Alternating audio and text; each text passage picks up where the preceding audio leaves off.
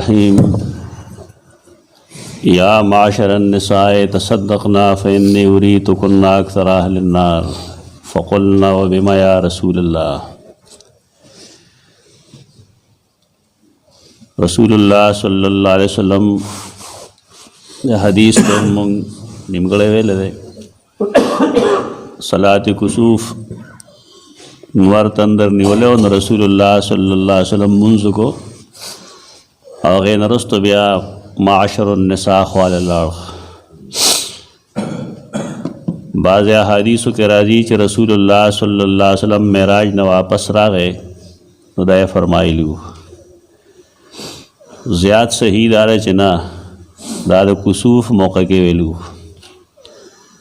اغی تے ویلو ډیر خیراتو نہ کوي ځکه ما ډیر پتا سو کې جهنميان لیدلی دي نه اغی تاسو کوي چې ولې دا حدیث سمز د کول پدې غواړي چې کوم سړی خبره کوي یا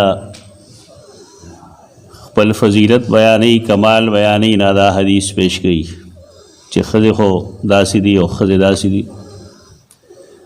مونږ پرون ویلو چې اسلام کې د ذات په وجه باندې یا د جنس په وجه باندې اونچ نیچ نه وي، نه ښځه خرابه ده او نه سړی خراب دی او نه ښځه ښه ده او نه سړی ښه دی. دې ته به کتې شي چې عمل د چا سم دی، تقوا د چا ډېره ده. زمونږ خلک هغه عام خبره پرېږدي د یو حدیث پورې ونښلي. حال لا د حدیث دغه مقصد نه دی. د حدیث مقصد خو هغه دی کوم چې د باب په اول کې لیکلی دی چې نقصان الایمان بنقص الطاعات، طاعتونه چې کمی نو بیا ایمانی عملی ایمان چې کم دی کمزوري کوي. د هغې اسباب هغې تپوسي داولې چې مونږ اکثر جهنمیانو څه وجه ده نو رسول الله صلی الله علیه وسلم د هغې وجه وښودله تکثرن اللعنه و تکفرن العشیر. دکې وجه ده دا ما رأیت من ناقصات عقل و دین دا ځان له جمله ده، د دې د مخکې جملو سره تعلق نشته. د زنانو اکثریت ولې جهنم ته ځي د هغې وجه دا ده چې کې دوه کمزورۍ دي او دا کمزورۍ هغې په خپله پیدا کړي دي. وروستو چې کومې کمزورۍ بیانوي د دین یا د عقل نه هغه کمزورۍ داسې دي چې فطري طور په دې کې پیدا دي. یعنی بعضې هغه څیزونه چې هغه انسان د کسب په ذریعه باندې حاصلوي او بعضې هغه چې هغه په هغه کې یو فطري کمزوري ده. لکه روژه نیول ډېر ښه څیز دی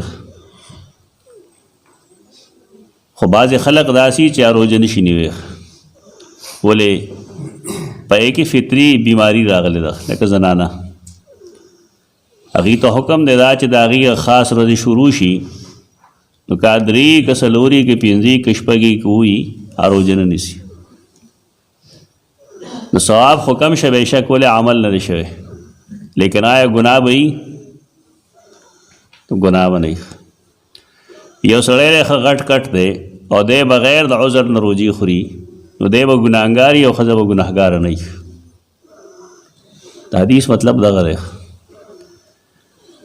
دا نه دی مطلب چې د حدیث د خلقو اجړو ته برګۍ جوړه کړې ده هر وخت یې ښځې له راوغی چې ښځه کې دا چلي ښځه کې دا چلي. سړو کې څومره عیبونه دي،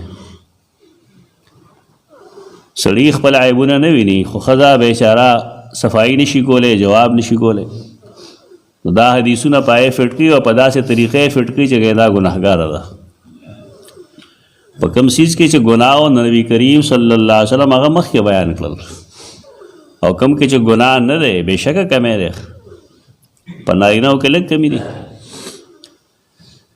ډېرې زنانه داسې شته دی چې اوس مونځ کړي تهجد ګزاري دي او ډېر نارینه داسې دی چې هغې د سهار مونځ نه چې ټوله ورځ مونځ نه کوي.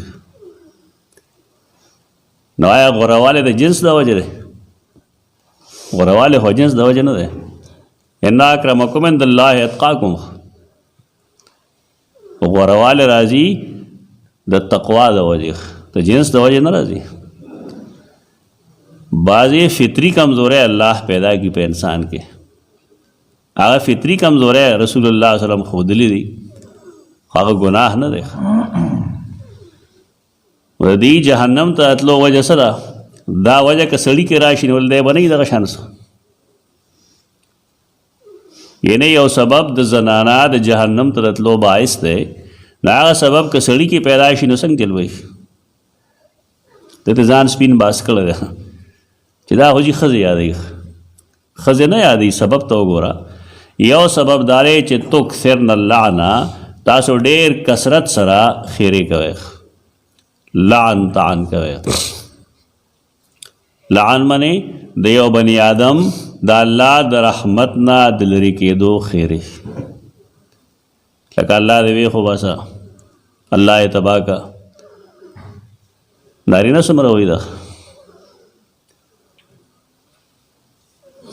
نارینا دا بدر دا کثرت سره لعن وای که نه وای دا بے شمیره خلک وای لعن کې کثرت کول خیرې ډېرې کول دا ستاسو وجه ده د دې څه وجه ده چې تکثرن اللعن یو سړی یو سړي ته خیرې وکړي الله ته تباه کړي او بالفرض هغه وخت د دعا د قبولیت یو دی تواشي څه چل وایي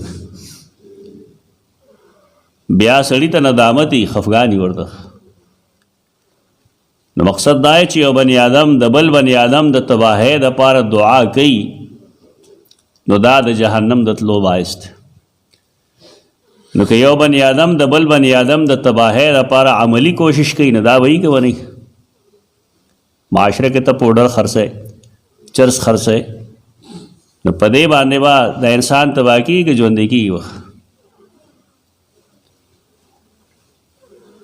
حدیث چې نبی کریم صلی الله علیه وسلم سو فرمایي نو لله الله نه یره پکار ده او هغه مقاصد د هغې نه دی بیانول پکار چې پای کې د ښځې یا د یو فرد مخصوصه اس بیسا د هغه بدي بیان کړی شي هغه یو مثال ورکړی رسول الله صلی الله علیه وسلم چې کثرت سره خیرې کول بدر دویل د الله د رحمت نه خلق لري کول چاته ملعون ویل دا ټول ګناهونه دي البته کم ځای چې قرآن او حدیث کې لعنت راغلی دی ناغه ویلی شي سړی لکه فرعون باندې لعنت راغلی دی قرآن کې نا ویلی شي په ابو لهب باندې لعنت راغلی دی دا ویلی شي دا خاص افراد دي چې ته منصوص وي نس منې واضح بیان قرآن او حدیث کې چې کوم خلق باندې نوم یې اغستی او کافر یې ویلی دي لعنت یې ویلی هغه ووایه او چې چاته نه دی ویلی مثلا دروغ جن دروغ ویل دا ګناه دی لعنت الله علی الکاذبین شته په دروغ جنو دی د الله لعنت دي لیکن دی کې یو فرد معین کړی نه دی او د مسلمان طریقه دای چې هغه لعنت په هغه اوصاف ویلی شي کوم باندې چې قرآن او حدیث لعنت ویلی خدا خبره کول چې فلان کې چونکې دا کار کوي لہذا هغه ملعون دی دته د معین شخص لعنت وي دا ګناه دی دا دلیل غواړي د دې خبرې چې دا سړی به مري په دې عمل کم چې دي نه خو الله ویلی دی هغه مړه دي په هغې عمل نو مونږه دې خلقو باندې لعنت ویلی شو مونږ دا ویلی شو چې فلانې فلانې قسمه خوینه پکې په دې د الله لعنت دي ٹھیک دی لیکن فرد معین باندې لعنت ویل لا ګناه دی نو یو دا وجه ده دا وجه سړو کې هم چې راشي نو هغې کې هم دغه مسله جوړه شوه دویم دا چې وتکفرن العشیره کفران ناشکری ته وایي عشیر ملګري ته وایي ثعلب یو نحوي دی هغه ته دا منصوب ده چې دا عشیر د میل دپاره مذکر دپاره استعمالي ابن حجر اسقلاني لیکي چې اول خو دا خبره صحیح نه یو که هغه ویلي نو دا حدیث د هغې خلاف دی ځکه عشیر استعمال دلته شوی دی د ښځې دپاره وتکفرن العشیره او تاسو کفران کوئ ناشکري کوئ د خپلو ملګرو اره ښځه د خپل ملګري د ښځې ملګری څوک وي د هغې خاوند. لیکن الفاظو ته وګوره، یوازې ښځه خو نه یادوي، کفران د عشیر، یعنی د خپلو دوستانو ناشکري کول، کفران کول، د هغې احسان نه منل. دا که په سړي کې راشي نو ده کې هم د عذاب سبب راغی که رانغی؟ نو دی ما کې نه راغی، دا ښځه یادوي. ښځه خو یو مثال شو. وتکفرن العشیره، او تاسو ناشکري کوئ د خاوندانو، ناشکري کوئ د ملګرو. احادیثو کې راځي چې بعضې ښځې دا ټوله نه وي داسې، بعضې ښځې داسې چې ټول عمر به خاوند د هغې خدمت کوي، خبره به یې مني، خو که یو کار داسې وشي چې هغه د هغې د طبیعت خلاف وي نو دا به اسمان په سر واخلي او وایي به چې ما دې کور کې خوشحالي چېرته ونه لیده. دا حدیثونه د ښځو ته ښوول پکار دي چې د خپل خاوند احسان منل.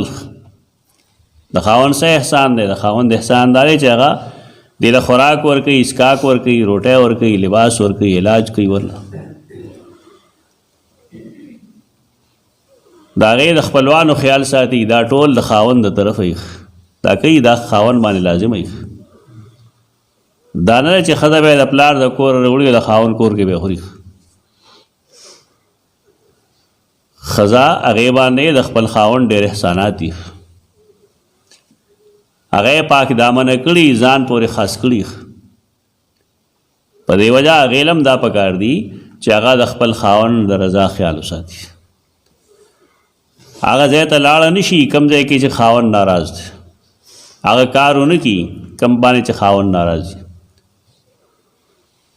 که یو ښځه د دې مخالفت کوي نو دا کفران عشیر کوي، خپل خاوند نافرمانی کوي. په دې دوو څیزونو باندې دا اکثر جهنمیانې دي. په دغلته فل سټاپ ولګوه، بس خبره ختم شو. ما رأیت من ناقصات عقل و دین اذهب للب الرجل الحاذم من احداکن. دا ټوکړه ده چې دې نه خلک دا مراد اخلي چې د ښځو عقل صحیح ناقص. هر ځای کې د ښځو خلک عقل ناقص. یو نوم واخله ته چې د سیده عایشه رضی الله عنها عقل ناقص دی، ویلی شي ته؟ خبره دا نه ده. دې دپاره یو بنیاد جوړ کړی. بنیاد دا دی چې یو سړی یو کار نه کوي، هلته کې نه حاضرېږي، کسب نه وي د هغه، نو هغه په هغې نه پوهېږي. زنانه د هغې ګواهي، د دوو زنانو ګواهي دا د یو سړي برابري. د حدیث کې هم دغه وجه ښوول. خدا ولې وایي زنانه ګواهی کوي؟ څه ستا کې علاقه کې څه رواج دی؟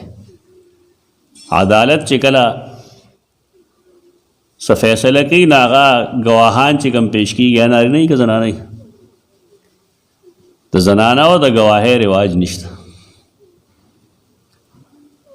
په دې وجه یو بني آدم چې د یو څیز سره واقفیت نه لري نو په هغه کې د هغه علم کمزوري، د هغه عقل په هغه کې ناقص. سبب دغه دی، جنس نه ده وجه. یو سړی ښه عالم فاضل دی، ډېر تکړه سړی دی، هغه ته یې مال یو کوي او که نه ناپوهه سړی دی، هغه څنګه کوي کني؟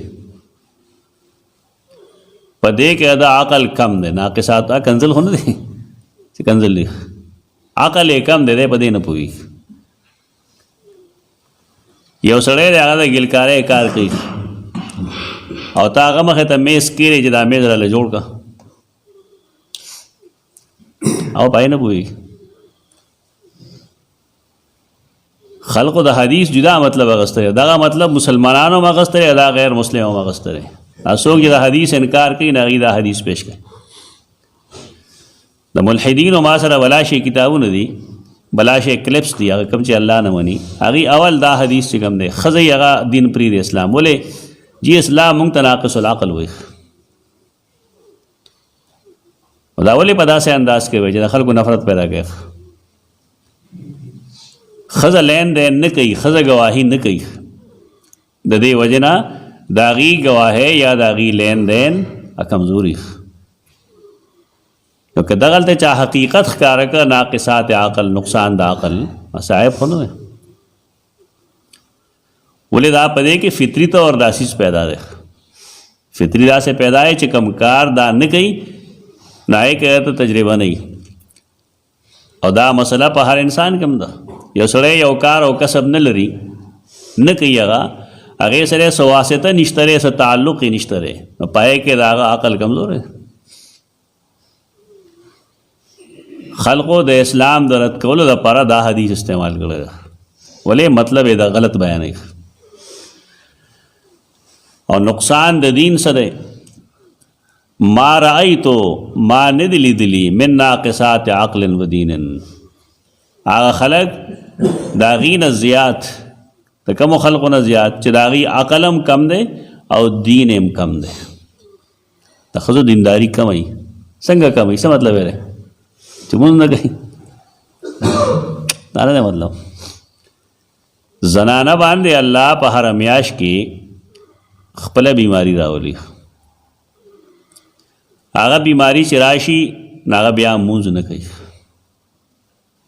نو دا د هغې د دین نقصان دی. خو که خاوند داسې چې اکال یې سره مونځ نه کوي او بغیر د څه وجې نه کوي نو دې سوي چې زما کې کمال دی زه سړی یم ته د هم دین کمزور دی. عجیبه کار شوی. ولې پیغمبر فرمایلی چې ښځې ناقصات د عقل دي او ناقصات د دین دي. وی خو فطري طور خبره کوي که سره خو فطري نه ده. ډېرې داسې زنانه شته دی چې ډېرې نیککاري بزرګانې د مسلین پاسینه او د هغې خاوندان ډېر بېدینه. نو ستا په خیال دا خاوند د دې نه غوره دی؟ نه غوره خو نه دی. دا جدا دی چې یوه مشري. ولې الله دله باډي داسې ورکړې ده چې دی قوام جوړېدی شي. دی فزیکلی مضبوط. خلقو دې نه کیسه یې جوړه کړې ده. الرجال قوامون علی النساء. زنانه او د هغې انتظام به څوک کوي؟ نارینه. نو دې څه وایي؟ سړی د ښځې نه غوره ده. اچھا وایي ان اکرمکم عند الله اتقاکم. د الله بندګانو څه کوئ تاسو؟ کور چلول جدا خبره ده، افضلیت جدا خبره. د کور انتظام منتظم به سړی منتظم اعلی. ولې قوام دی مضبوط دی. الله غله باډي داسې ورکړې ده سوچ فکر یې داسې ورکړی دی. بار روزي روزي پیسې یې ګټي. خو دې خو دا مطلب نه دی چې د غوره شي. غورهوالی انسان ته ملاویږي په تقوا باندې، په ښځیوالي یا په سړیوالي نه ملاویږي. بیا دې حدیث ما چې ته سوچ کوې که نه هغه چې ته ډېر ناقص العقل وی که نه نو هغه ډېر نارینه وښویې. ډېرو نارینهو له دوکې ورکړي.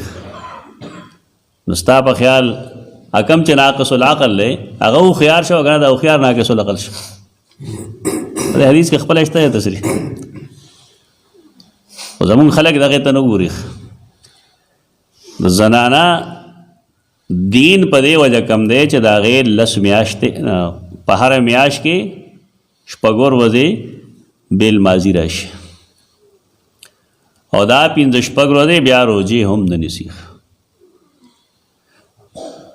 دا د هغې دین کم شو.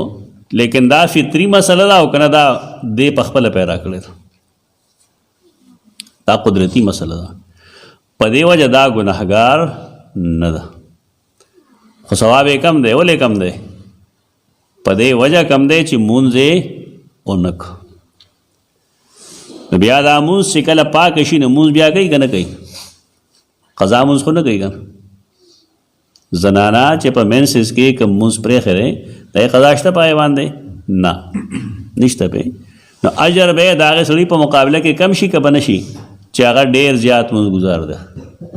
پیغمبر دغه ویل غواړي. دا نه وایي چې ګنې ښځه متقي کېدی نه شي. ښځه متقي کېدی شي. دا د لویو لویو زنانو واقعات قصې چې د کتابونو کې لیکلي دي. د رابعه بصري حالات زندگی لیکلي دي. د سیده عایشه لیکلي دي. سیده خدیجه لیکلي دي. اسلام باندې لومړی اسلام چا قبول کړی دی؟ بالاتفاق سیده خدیجه رضی الله عنها قبول کړی. دا د ښځې افضلیت دی که نه دی؟ د حاجیان چې لاړ شي او سعی کوي واجب ده عمره کې هم حج کې هم دا سعی د چا په یاد کې کوي ښځه د سپک نه ګوري خلک دا د سیده هاجره رضی الله تعالی عنها په پیروي کې کوي دغلته هغې منډې والے د اسلام د پاره لومبنۍ قرباني چا ورکړې ده سیده سمیه رضی الله عنها سړي دې بریت نه تا وایي په دې باندې چې مونږ نارینه یو مونږ ورې رسول الله صلی الله علیه وسلم چې کله حدیبیه صلح وشوله صحابه کرام واپس نه تلل احرام یې نه تړو ځان سره قرباني اخیستی مونږ نه ځو رسول الله صلی الله علیه وسلم سره سیده ام سلمه رضی الله عنها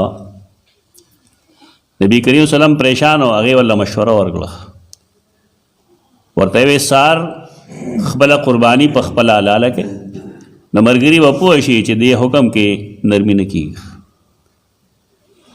رسول الله صلی الله علیه وسلم د هغې په مشوره باندې عمل وکړو د ښځې په مشوره عمل خو ګناه نه دی ګناه هغه ځای کې چې فیصله وشي او سړی بیا د ښځې دباو کې راشي او خبره ماته کړي خبرې خلک ګډې وډې کوي ګډې وډې خبرې نه کوي خلک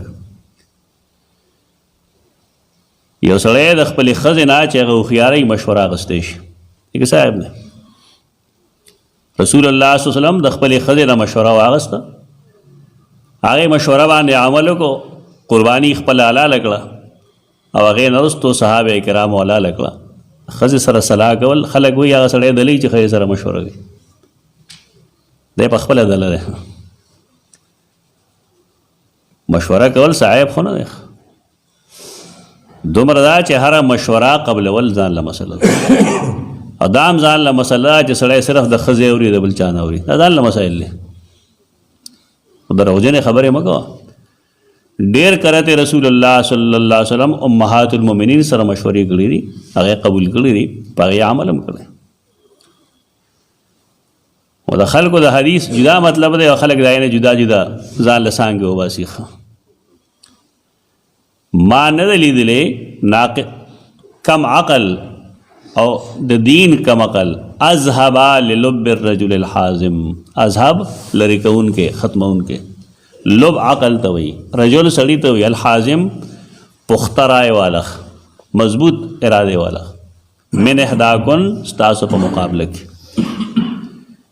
څه مطلب دی ما نه دی لیدلی ستاسو غوندې کم عقل والا او کم دین والا چې هغه زیات ختمونکي دي عقل دی او داسې سړي له چې ډېر تجربه کار دی من احداکن ستاسو په مقابله کې یعنې سره د دې چې ستاسو عقل کم دی ولې کم دی په دې وجه کم دی چې تاسو تجربه د هغې نه لرئ زنانه ښه ډوډۍ پخوي که نارینه ښه ډوډۍ پخوي تاسو که څوک ډوډۍ پخولی شي نو که تا ته یو ښځه دا ووایي چې دې کې ستا عقل نه چلېږي نو ته به څه وایې چې دی ما ته کنځل وکړل او کنځل نه دی ته چرګ پخولی شي نه نو که تا ته هغه ووایي چې ته نه شي پخولی زه پخولی شم نو ستا عقل کم شي په دې مقابله کې ته کنځل خو نشته نه دا معیار دی د شرافت او د عدم شرافت خو رسول الله صلی الله علیه وسلم حقایق ښیي چې ستاسو ګوره عقل هم کم دی دین هم کم دی دین د کمي وجې مونږ وویلې هغه لس اتر ورځې شپږ ورځې چې کم راځي او په یې کې د هغې مونځ کم شي روژه یې کم شي نو هغه دین هم کم شي د دې هر څه باوجود تاسو چې کم دی اذهبا للب الرجل الحازم ډېر بوتلونکي یې ختمونکي د یو تجربه کار سړي عقل لرا من احداکن ستاسو په مقابله کې سړی ډېر هوښیاري خو څوک یې دوکه کي ښځه یې دوکه کي دی وایي دا ګوره ښځه ډېره کم عقله ده ته کم عقله یې ښځه کم عقله یعنې ټول خلک لګوي چې ډېر کم عقل بوټی دی کم عقل بوټی څوک دوکه کوي خاوندان په لاسو نه کړی را کړی نبي کریم صلی الله علیه وسلم دغه مطلب خو نه دی دا هغه مطلب دا دی چې ګوره تاسو له الله فطري کمزوری درکړي دي لیکن د هغې باوجود سړي چې کم دی هغه ستا خو د لاس ګوډاږي د هغې تپوس کوي قلنا وما نقصان دیننا وعقلنا زمونږه د دین نقصان څه دی او زمونږ د عقل نقصان څه دی. ګوره دین کې چې کمی راشي نو عملی ایمان کې کمی راځي، که فطری دی او که غیر فطری دی. یو سړی دی مسلسل 10 کاله ژوندی دی بالفرض او 10 کاله هغه مونځ روژه حج زکات کې کمی نه راولي، حقوق ادا کوي، لوړې مرتبې والا سړی دی. د دم دغه شان یو متقي ښځه ده، ټول خدمات کوي، هر څه کوي، لیکن د عباداتو په لحاظ باندې په هغې باندې د میاشتې تکلیف چې راځي په یې کې هغه مونځ هم نه کوي، روژه هم نه نیسي. په دې دواړو کې چا مرتبه اوچتې؟ دا که خبره ده د نارینه مرتبه دې کې اوچته ده. خو دې خدا مطلب نه چې نارینه کنده په دې وجه غوره چې دی نارینه دی. که د کور والا دیندار یو دی بېدینه وي خو دی غوره نه دی. رسول الله صلی الله علیه وسلم نه تپوس کی نا ورته فرمایي الیس شهادت المرأة مثل نصف شهادت الرجل، آیا نه دا گواهی د یو ښځې په شان د نیمې گواهۍ د سړي؟ مطلب دا دی یو گواهی سړی یو گواهی دوه ملګري کې که بالفرض دوه کسان نه وي، دوه نارینه نه وي، نو بیا به څه چلي؟ بیا به یو نارینه وي او دوه به زنانه وي. او د هغې وجه قرآن مجید ښودلې ده. قرآن مجید دا فرمایلی دي چې ان تضل احداهما فتذکر احداهما الاخرى، که د یوې نه هېر شي نه بله به ورته ور یاد کړي. یو سړی چې یو کار نه کوي نه د هغه نه په هغې کې یېره او غلطۍ ډېر راځي. هلته وجه ښځوالې نه ډېر شي ښځې لایقې دي، قابل ترین ښځې دي. لږ د اسلام تاریخ وګورئ چې کومې زنانه داسې دي چې محدثات پاتې شوي دي. ابن حجر اسقلاني په حدیث حوالې سره ډېر لوی نوم دی، د ده بې شمېره استادان چې کوم دي ښځې دي، زنانه حافظات د حدیث. جنس نه دی په دې کې مسله، اصل مسله د انسان یو څیز سره تعلق دی، ربط دی. کم سړی چې کم کار ډېر کوي نو پای پوهېږي، چې کم کار نه کوي نو پای نه پوهېږي. بعضې خلکو دا حدیث اغستی دی، بعضې نه ټولو خلکو اغستی دی. دې علاقه کې موږ چې څومره عالمان لیدلي دي هغوی دا حدیث راخلي او د ښځې بدي پې بیانوي. دا د صحیح بخاري حدیث دی، صحیح بخاري کې دا 304 حدیث دی. د دې ځای نه پته لګېږي چې زموږ خلک نه حدیث وایي، داسې یو منډه یې جوړه کړې ده او نه څوک پوهېږي. دلته کې دې اعلان دی ابن حجر اسقلاني لیکي لیس المقصود بذکر النقص فی النساء لومهن علی ذلک. د دې حدیث دا مطلب نه دی چې په دې ګنې زنانه ملامته کوي. لوم نه دی مطلب چې په دې کې دا نقصان دی، دا نقصان دی، دا نقصان دی. ولې؟ لأنه من اصل الخلقه، ځکه دا په دې کې فطري کمزوري ده. یو بني آدم نه اوري بالفرض، الله کونو پیدا کړی دی، بې نظره یې پیدا کړی دی، شل یې پیدا کړی دی، لیکن دغه صاحب دی. زنانو کې الله دا فطري کمزوری یقیني چې د دې او منسز راځي او د هغې په بنیاد به دا روژه هم نه نیسي، په هغه روزه کې لمونځ به هم نه کوي. ګناه خو نشته په دې. کوم څیز کې چې ګناه نه هغه یې مخکې وښوده چې تاسو کثرت سره لعن وایئ او تاسو کفران د عشیر کوئ. دغه ستاسو خپل خلق دی، خپل اعمال دي ستاسو. پاتې شو دا بل څیز دا رستنی، نو دا خو په دې کې فطري کمزوری دی، الله پیدا کړی دی. بیا وایي لکن التنبیه علی ذلک تحذیرا من الافتنان بهن. د دې حدیث مطلب سره څه دا پاره چلولی شوی دی؟ د دې دپاره چلولی شوی دی چې نارینه او د پاره یو تنبیه شي چې د ښځې په فتنه کې نه انخلي. یعنې سره دی چې عقل یې کم دی، دین یې کم دی، لیکن نارینه خوځوي راخوځوي، اړی راړی یې بنیاد ورله وباسي. بیا وایي ولهذا رتب العذاب على ما ذکر من الکفران وغیره لا علی النقص. د عذاب تعلق څه شي سره لیکلی دی؟ هغې اعمالو سره یې لیکلی دی، کم چې دا کوي، د خاوند نافرماني کوي، هغې باندې به عذابي، کثرت سره لعنت وایي، په دې به عذابي. لیکن دا کومې چې فطري کمزورې دي په دې سزا نه ده ویلې. دا د نارینه د افضلیت دپاره نه چلولی شوی دا حدیث. فتح الباری جلد اول کې صفحہ نمبر 689.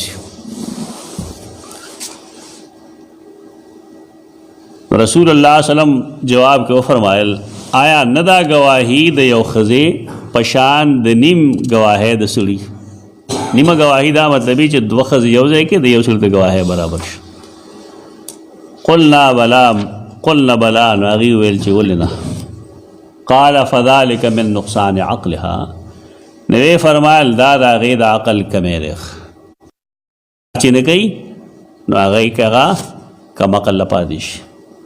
کم سړی چې مونځ نه هغه ته مونځ بیا یادې سو الفاظ ورځي والله د مونځ کې کم عقل پاتې شي. بیا ویل الیس اذا حادت لم تصلی ولم تصم.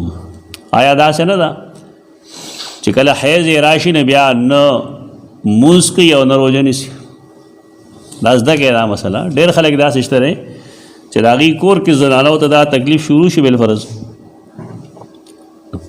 پرده خو کوي زنانه روژه چې خوري نو ډېر پرده کې خوري بندګي ده. کله کله ولیدی شي نو بعضې کسان په دې نه پوهېږي نه هغه خور ټکوي چې دا جي روژې خوري. ډېر کم عقل خلک موږ لیدلی دی. دین ته خلق رابلل کوي لیکن د هغې هم یو طریقه ده. زما یو دوست دی هغه ما ته د خپل زوی شکایت وکړو چې دی سهار مونځ نه کوي.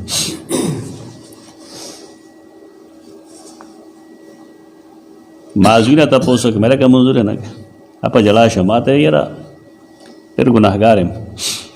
مې ولې ما ته زما رش په احتلام کېږي بیمار یم. والد صاحب چې پاس دی هغه وخت ما ته چې ما سره مخکې شو جماعت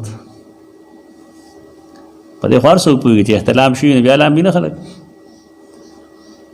خلک لږ عقل هم ځان کې پیدا کړي.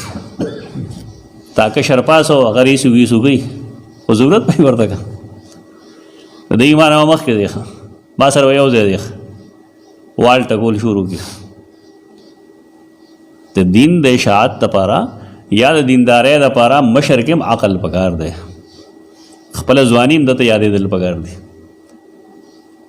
چې دغه شان حالات په ما به راتلل نو ما مخکې لامبل نه لا یو مانځه راتلم.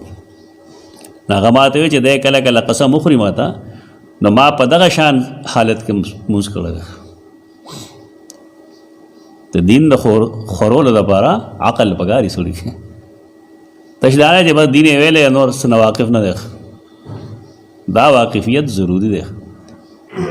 د زنانه چې حیض راشي نو هغه روزو کې مونځ نه کوي نو چاله نه دي پکار چې هغې ته ووایي چې ته ولې مونځ نه کوې.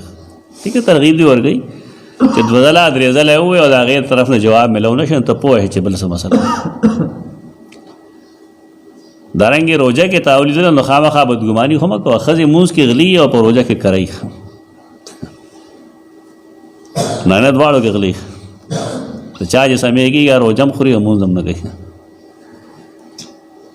رسول الله صلی الله علیه وسلم فرمایل آیا داسې نه ده چې کله دې حیض راشي نو دا مونځ نه کوي. دا نوم پوره اخله دا الفاظ د چا دي اذا حاضت. دا د هغې ذات خبره ده د هغې ذات کوم ته چې موږ رسول الله صلی الله علیه وسلم وایي.